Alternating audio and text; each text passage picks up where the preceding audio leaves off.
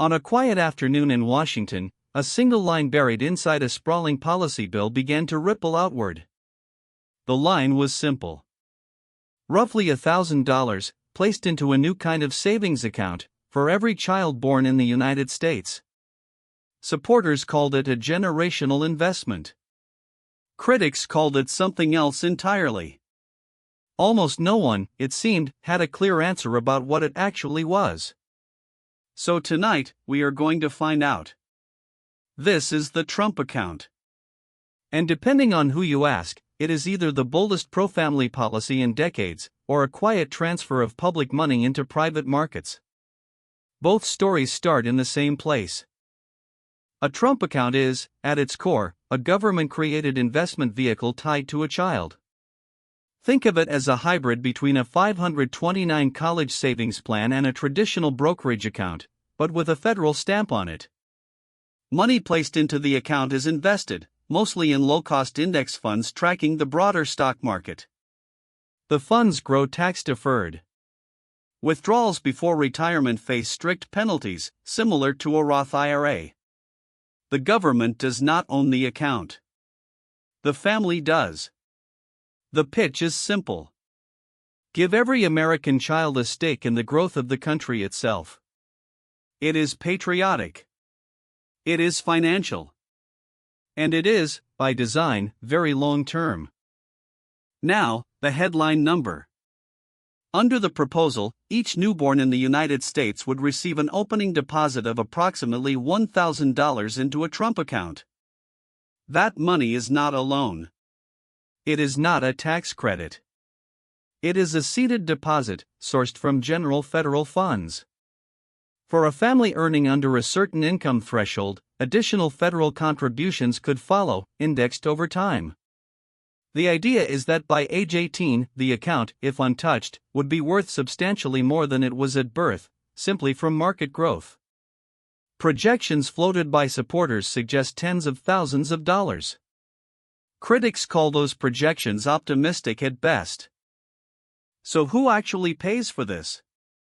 The funding mechanism is where the proposal gets complicated. Roughly half of the initial deposits are tied to customs and tariff revenue, meaning money collected at the border. The remaining balance is expected to come from reallocations within existing federal programs, not new taxes.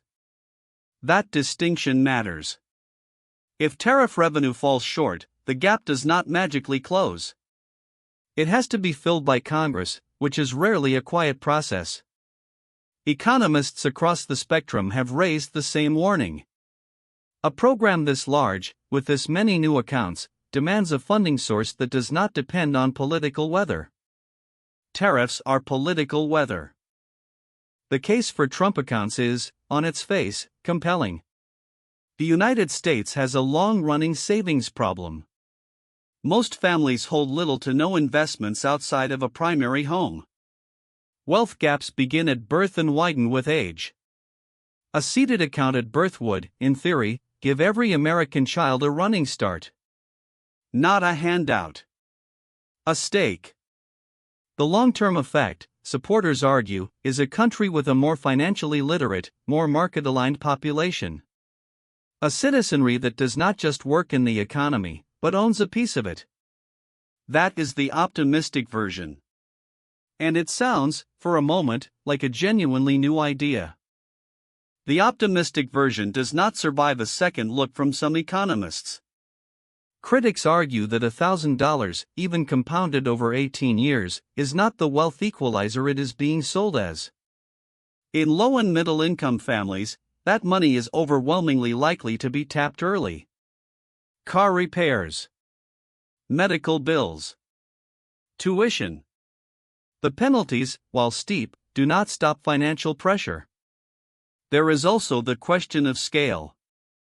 With roughly 3.5 million births a year in the United States, even a modest seeded amount compounds into a multi-billion-dollar annual federal commitment. That is not a program. That is a permanent fixture. And permanent fixtures, once built, are rarely dismantled. There is also a quieter, more structural concern.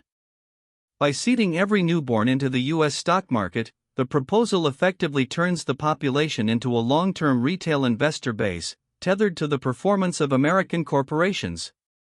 That is, depending on your politics, either civic genius or a soft privatization of public savings. If the market soars, the program looks brilliant. If it crashes, the program looks like a trap. The federal government does not absorb the downside. The family does.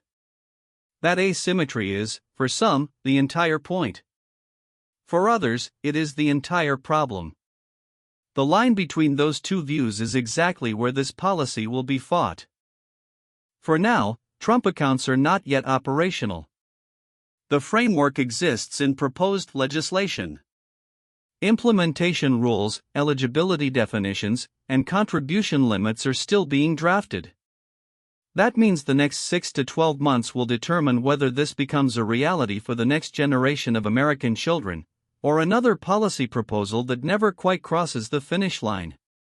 What is already true, however, is this. A new account category has entered the national conversation.